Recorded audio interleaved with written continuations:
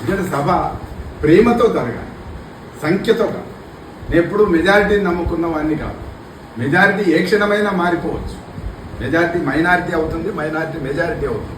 కానీ ఒక ఆశయం, ఒక సంకల్పం ఉంటే మైనారిటీ కూడా మెజారిటీగా మార్చేటటువంటి శక్తి ఉంటుందనేది నేను చిన్నప్పటి నుంచి జీవితంలో నేర్చుకున్నాను.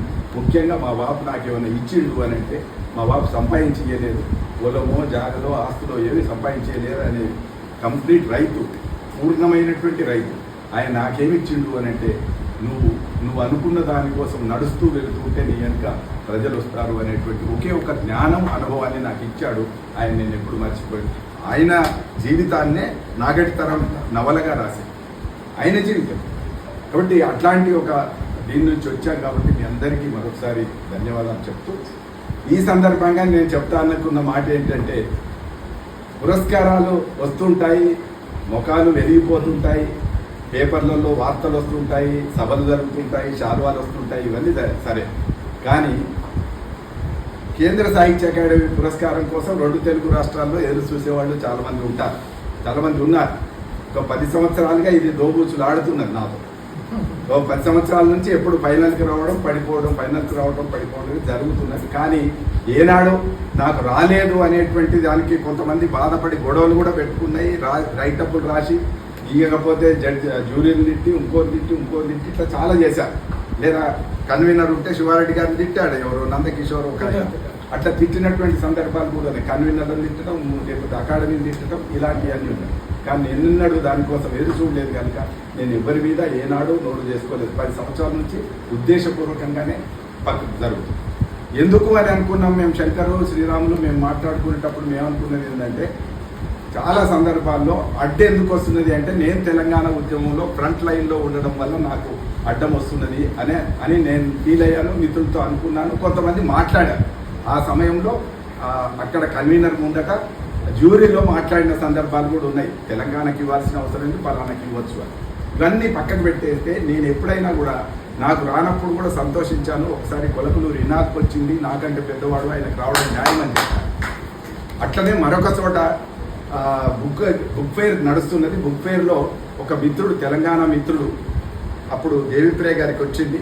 ఆ మిత్రుడు ఏమన్నాడంటే, మా తెలంగాణ పురస్కారాన్ని ఆయన తీసుకున్నారు, హైజాక్ చేసి తీసుకుపోయారు అని సభలోనే అన్నారు. అంటే నేను ఆ రోజు ఒక పురస్కారం కోల్పోయిన వ్యక్తిగా నేనేమన్నానంటే, దేవిప్రియకి రావడం అనేటువంటిది సరైనటువంటిది. నాకంటే ఆయన పెద్ద ఆయన, నాకు కవిత్వంలో ప్రేరణ ఇచ్చిన ఆయన కనుక దేవిప్రియకి రాయడమే కరెక్ట్ అనుకున్నాను. నేను ఎప్పుడు చింతించలేదు, ఎదురు చూడలేదు. అట్లనే 1-2 సార్లు మాత్రం ఎందుకు రావట్లేదు అంటే, ఒక దగ్గరి మిత్రుడే అడ్డం పడుతున్నాడు కనుక. ఎందుకు అడ్డం పడుతున్నాడు తప్ప తెలంగాణ అనేది ఈ ఇంటర్నల్ రాజకీయాలు కావచ్చు, నేను ఇక్కడ చెప్పాలో వద్దో నాకు తెలియదు. కానీ నేను అట్లా అనుకున్నప్పుడు, కానీ ఇవాళ చాలా ఆశ్చర్యం ఏంటంటే, ఇవాళ జ్యూరీలో 3 ఉంటే తెలంగాణ మిత్రుడు ఆంధ్రకేశాడు, 2 ఆంధ్రలో ఉండే జ్యూరీ సభ్యులు, నేను వాళ్ళ ఆంధ్ర అనుకోవట్లేదు, వాళ్ళు తెలంగాణ ప్రేమికులు కనుక 2 జ్యూరీ సభ్యులు ఓటు వేస్తే నేను గెలిచాను. అంటే నిజమైన సాహిత్య వివేచనకు ప్రాంతీయ సరిహద్దులు ఉండవు అనేటువంటిది నేను అర్థం చేసుకున్నాను. కాబట్టి ఆంధ్ర మిత్రులు తెలంగాణ బిడ్డ అయినటువంటి నాకు వేశారు. కానీ తెలంగాణకు సంబంధించిన ఒక వ్యక్తి ఆంధ్ర మిత్రుడికి వేశారు. 2 ఓట్లు వస్తే పురస్కారం వస్తుంది. ఆ విశాల హృదయాన్ని, సాహిత్య వ్యక్తిత్వాన్ని, ఒక ప్రాంతీయ వివేచన కంటే సాహిత్య వివేచన చాలా అత్యున్నతమైంది, సంస్కారవంతమైంది అని నిరూపించినటువంటి వ్యక్తి కోయి కోటేశ్వరరావు మా జ్యూరీలో ఉన్నాడు. కోయి కోటేశ్వరరావు గట్టిగా నిలబడకపోతే నాకు రాదు, నాకు తెలుసు. కాబట్టి నేను అక్కడ జరిగిన ఇవి రహస్య విషయాలే కావచ్చు, కానీ ఇవి ఆత్మీయులు కనుక నేను పెద్ద సభలో చెప్తాను, ఇవి ఆత్మీయులు కనుక ఈ సభలో చెప్తున్నా. నేను మొట్టమొదటగా కృతజ్ఞతలు, ధన్యవాదాలు చెప్పాల్సింది కోయి కోటేశ్వరరావుకి.